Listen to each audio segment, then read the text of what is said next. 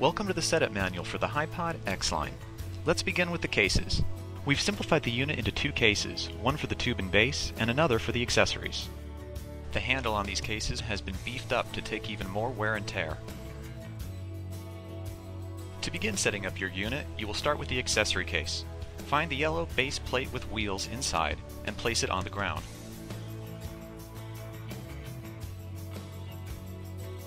Now you are going to want to retrieve your tube and base case.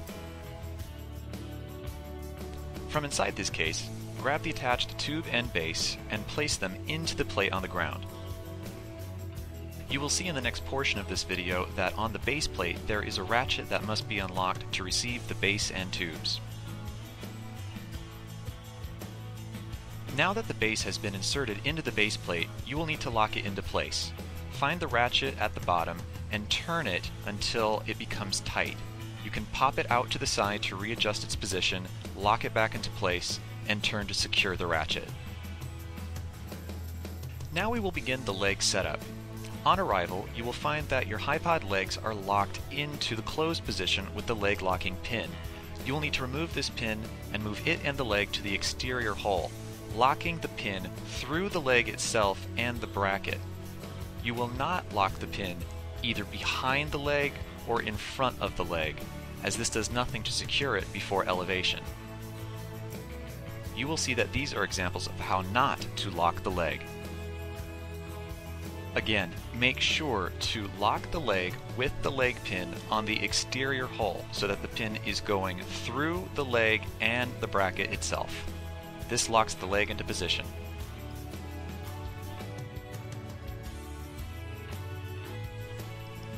At this point in the setup, you can extend the HiPod legs to their full length. Lock them loosely, as you will most likely need to adjust them in the next step. Check the bubble on the top of the HiPod base to ensure that your legs are set evenly. Adjust the legs to make them level, and check the bubble again. At this point in the setup, your unit should look like this, legs extended and locked into place. Shake the silver ring at the top of the base to confirm that your legs are rock solid. Any movement, readjust and try again. Once the leg is confirmed to be stable and the primary leg lock has been tightened, you can adjust the second leg lock into place. This is a redundant safety lock in case the primary lock ever gives way or slips. Both leg locks must always be used on each leg. Never extend a HiPod tubing system until both leg locks are in place. You can see another view here of what these leg locks look like in their proper positions. Now, on the top of the base, just above the silver ring, you will find another ratchet. It's the same style as the one on the base plate. When it's open, you will be able to swing the tubes left and right. If you close the ratchet like this, it will grab the tubes inside of the base. This holds the tubes in the base while you're extending the tubing. You no longer need a tool to attach the HiPod head to the tubes. Simply find the head in the case and attach it to the top of the tubes. Then tighten it to the tubes with the ratchet you will find directly under the head. This will lock it securely into place. You can see a closer view of this motion here.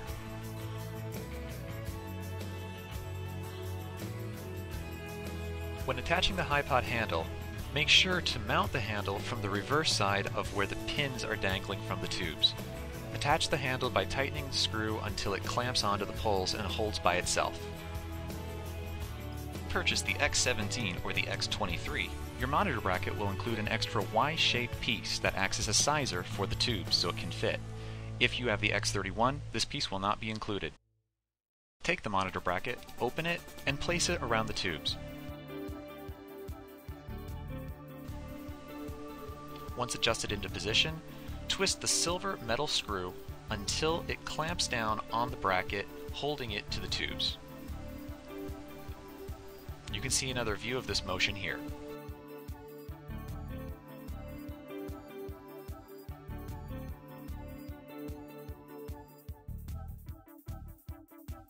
Notice the ratchet on the LCD bracket. If you unlock this ratchet, you will be able to adjust the angle at which the LCD sits on the bracket itself. Always make sure to unlock this ratchet before adjusting the angle of the LCD. Now we will attach the head to the handle. On the bottom of the HiPod handle, you will see two nylon cords sticking out with carabiners attached. Pull out one of the nylon cords in one direction and the other in the opposite direction, meaning that in this camera view, one will go left and one will go right. Make sure that the cords are coming out of the bottom of the handle, allowing it to rotate the head. Also, make sure that your ropes are not crisscrossed. Now, on the handle itself, you will find two large silver screws. This first one is what's called the position lock screw. This will maintain the position of the handle wherever it happens to be at the moment when tightened. If you unlock it, the handle will move again. Now, the second screw on the handle is found at the bottom. It's right in between where the two black nylon cords come out of the handle. If this screw is unlocked, you will be able to pull the cords out of the handle. If you lock that screw, you will no longer be able to pull these cords out. The purpose for this is when the unit is fully elevated, so that you have the cords locked and they will not slip while moving the handle up and down.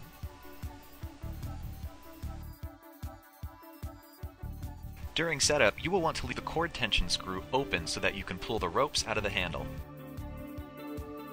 There are two types of video cables we include with the HiPod. We're going to start with the SD composite cables. These are the lower cable ports, and these are the upper ones.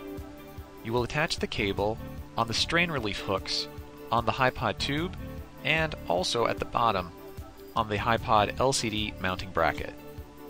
This holds the cables in place and prevents them from pulling on the camera ports or the LCD port on the unit. Make sure your strain relief is used to prolong your technology's lifespan. For HD cameras, your cables will look like this: an HDMI and separate LANC cable. The LANC cable is what sends remote control signal through the unit. You can see it here. The HDMI sends the video signal down from the camera to your HD LCD monitor. For HD cameras, the silver strain relief hooks do not apply. To create strain relief, tie a loose knot with the cables around the bottom of the L shape of the HiPod head. To mount the LCD to the monitor bracket, find the groove in the back of the LCD. Match this up with the tip of the monitor bracket and slide into place. When satisfied, you can tighten the LCD to the bracket by twisting the screw in the back.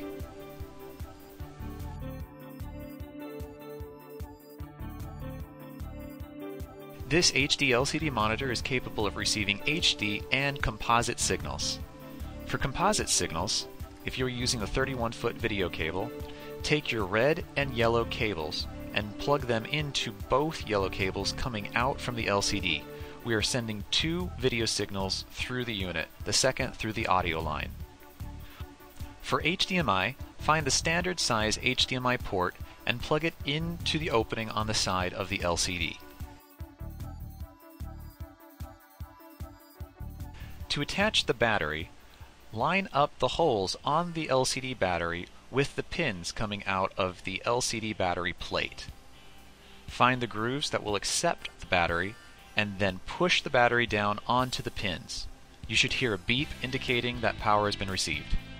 To test to make sure that the battery is connected properly to the LCD, turn the monitor on by pressing the middle button. Inside of your case, you will find a camera remote. It may look different than the one shown here. Take the remote and clip it to the black plastic piece jutting out from the side of the handle. This will create a nice resting place for your hand while in use. Now, take the cable on the end of the remote and attach it to the black cable coming down from the unit. For SD cameras, this will be part of the video coil cable with red and yellow cords attached. For HD cameras, the black cable will be on its own. Now we will set up a camera. For either SD or HD cameras, open the window, flip it forward, and close it again to turn the camera on and keep it on.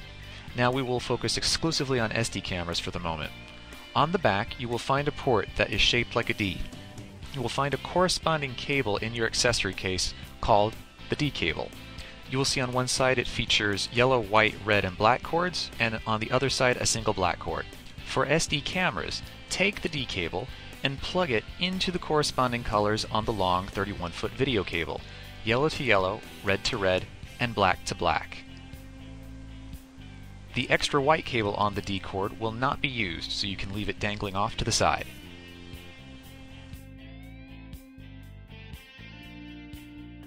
Now, take the D cable and plug it directly into the camera itself. Find the D-shaped port under the little door on the side of the camera and plug the cable in. Switching gears to HD cameras, there's an extra step involved.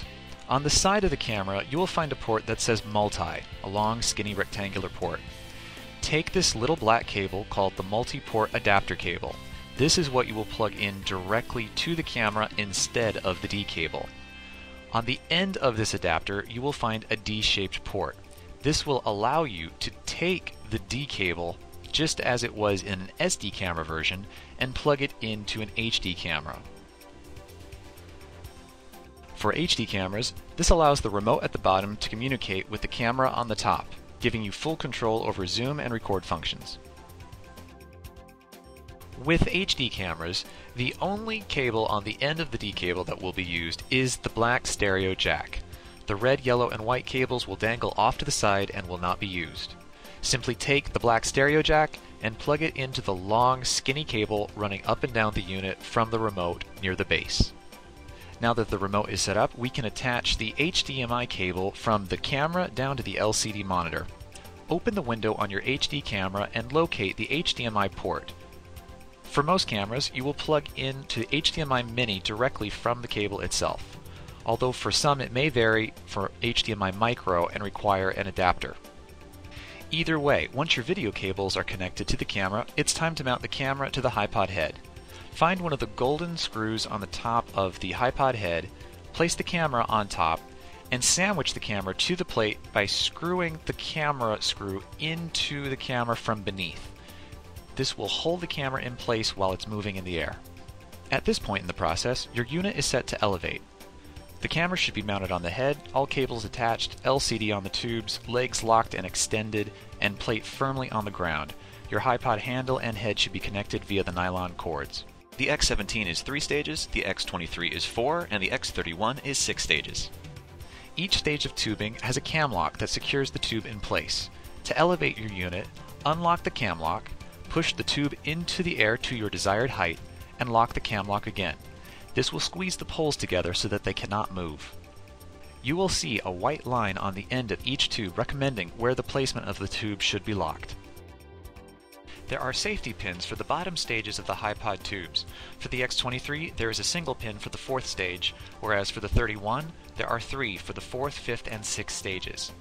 On the X17, there is no pin as it's not required.